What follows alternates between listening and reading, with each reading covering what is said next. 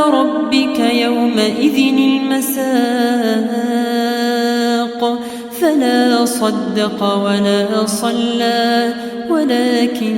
كذب وتولى ثم ذهب إلى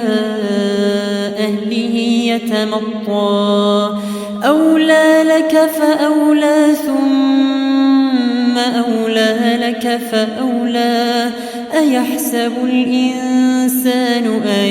يترك سدى ألم يك نطفة من مني يمنى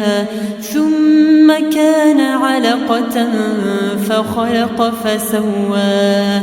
فجعل منه الزوجين الذكر والأنثى أليس ذلك بقادر على